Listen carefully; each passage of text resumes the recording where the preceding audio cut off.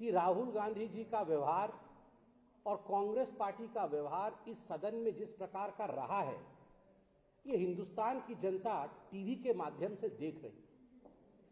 मुझे खुद एक सांसद के रूप में न केवल दुख लगता है, मगर मैं शर्मसार महसूस करता हूं कि सदन में ये सब हो रहा है। सदन में जो पार्लियामेंट के अंदर जो माननीय प्रधानमंत्री की कुर्सी होती है, उस कुर्सी पर आज नरेंद्र मोदी बैठे हुए हैं। उससे पहले मनमोहन सिंह जी बैठे थे, उससे पहले वाजपेयी जी बैठे थे, उससे पहले अनेकों नेता, अनेकों दल के नेता बैठे थे। वो कुर्सी किसी पार्टी की नहीं थी, वो कुर्सी भारत के लोकतंत्र के सबसे बड़े मंदिर सदन की गरिमा की कुर्सी है।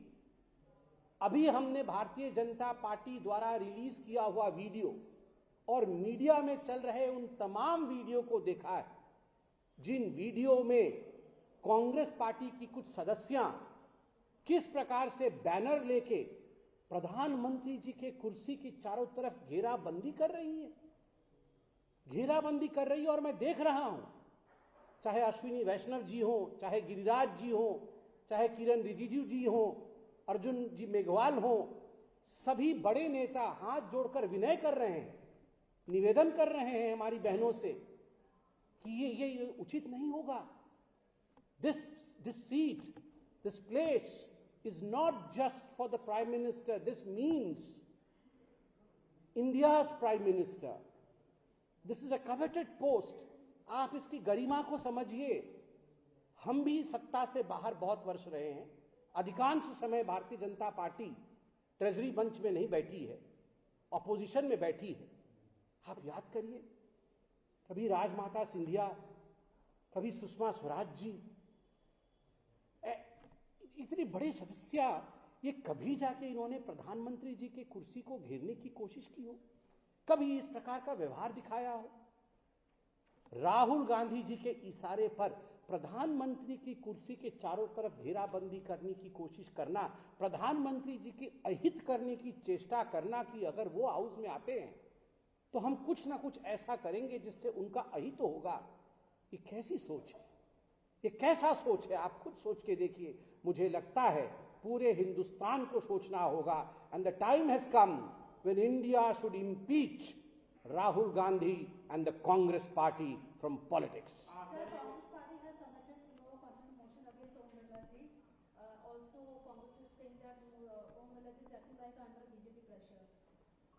देखिए, कांग्रेस पार्टी के राहुल गांधी जी ने और कांग्रेस पार्टी के नेताओं ने, मैंने अभी टीवी पर देखा, प्रेस कॉन्फ्रेंस के लिए मैं आया था, तो उन्होंने माननीय स्पीकर के लिए अविश्वास का प्रस्ताव दिया है। इस पर पार्लियामेंट ही जवाब देगी। I am not authorised to speak on that. ये इशू, उसका मैंडेट कहीं और है, स्पीकर का ऑफिस इस पर कह सकता है।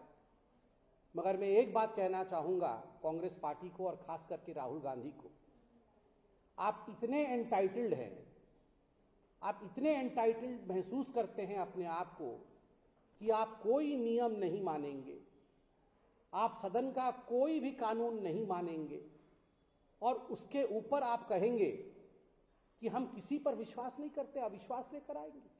और ये केवल सदन के अंदर नहीं हुआ है। यही कांग्रेस पार्टी कुछ दिन पहले तमिलनाडु में एक जस्टिस के खिलाफ उन्होंने न्यायोचित वर्डिक्ट दी दीपम केस को लेकर। उनके खिलाफ भी, उस जस्टिस के खिलाफ भी इंपीचमेंट ला रही थी। सुप्रीम कोर्ट ने कल उसको अपहोल्ड किया है। जो जस्टिस साहब ने किया था ठीक किया है। आप उस जस्टिस के खिलाफ भी इंपीचमेंट ला रहे थे। आप चीफ जस्टिस ऑफ इंडिया के खिलाफ भी कुछ वर्षों पहले, याद करिए, इंपीचमेंट ला रहे थे। अभी एक नेता कह रहे हैं कि हम सीईसी, चीफ इलेक्शन कमिश्नर के खिलाफ ही इंपीचमेंट लाएंगे। अब स्पीकर महाशय के लिए भी ऐसे शब्दों का प्रयोग किया जा रहा है। Those who have been impeached of their consciousness are the ones who want to impeach all the constitutional posts of India. मगर याद रखिए, आज जो कॉन्स्टिट्यूशनल पोस्ट पे बैठे हुए हैं, ये मोहताज नहीं है कांग्रेस पार्टी के या राहुल गांधी के। जनता ही जनार्दन है, जनता जगन्नाथ है, जनता ही आशीर्वाद करती है, तभी जाकर प्रधानमंत्री बनते हैं। तभी जाकर सांसद बनते हैं। जनता के दरबार में आज लोग ये जानते हैं कांग्रेस पार्टी का षड्यंत्र क्या है। और मैं आपको बताता हूं, आप आने वाले चुनावों में देखिएगा कांग्रेस का हश्र क्या होगा। विगत कितने चुनावों में कांग्रेस का हश्र क्या हुआ। ये एसआईआर जाके रो रहे थे राहुल गांधी बिहार में। क्या हुआ बिहार में राहुल गांधी का? महाराष्ट्र में बीएमसी के चुनाव में क्या हुआ राहुल गांधी जी के पार्टी का? हरियाणा में क्या हुआ राहुल गांधी जी के पार्टी का? एक मैच्योर बिहेवियर के साथ आगे बढ़ना चाहिए। Immaturity does not take you anywhere mister Rahul Gandhi. आप देख ही रहे हैं कि मीडिया में किस प्रकार से सदन को लेकर, सदन के अंदर की गतिविधियों को लेकर घमासान मचा हुआ है। पूरे देश में विपक्ष कहीं न कहीं एक अस्थिरता का माहौल बनाने की चेष्टा कर रही है। और ये आज से ही नहीं, जब से भारतीय जनता पार्टी और एनडीए की सरकार तीसरी बार बनी है, तब से जॉर्ज सोरोस के कहने पर विशेष करके राहुल गांधी और कांग्रेस पार्टी और उनके जो अलायंस पार्टनर है, देश में कहीं न कहीं संस्थाओं के ऊपर हमला कर रहे हैं। चाहे वो संस्थान सुप्रीम कोर्ट का हो, चाहे वो संस्थान इलेक्शन कमीशन का हो, या चाहे वो संस्थान स्पीकर का हो, सभी संस्थानों के ऊपर हमले करने का प्रयास। और सबसे दुखद है प्रधानमंत्री के संस्थान के ऊपर भी। मैं नहीं कहूंगा कि माननीय नरेंद्र मोदी जी के संस्थान के ऊपर, प्रधानमंत्री यह एक पद है जिसे देश चुनती है, प्रधानमंत्री जी के संस्थान के ऊपर भी हमला करने की कोशिश और प्रयास कांग्रेस पार्टी और उसके अलायंस पार्टीज करते रहे हैं। आज ऐसे ही अनेकों विषयों पे एक संक्षेप टिप्पणी मैं यहां रखूंगा। सर्वप्रथम मैं एसआईआर से आरंभ करूंगा, क्योंकि भारतीय जनता पार्टी और भारत के लोकतंत्र के खिलाफ ममता बनर्जी और उससे पहले कांग्रेस पार्टी ने जिस प्रकार का माहौल पूरे भारतवर्ष में बनाने की कोशिश की थी कि ये जो एसआईआर है ये फर्जी है, ये जो स्पेशल इंटेंसिव रिवीजन है यह इलेक्टोरल रोल को उसके सुचिता के लिए नहीं है, ये भारतीय जनता पार्टी के लिए फायदे के लिए है, यह मसौदा गैर कानूनी है। इस प्रकार से पूरे देश में एक नैरेटिव बनाने की कोशिश ममता बनर्जी ने किया था।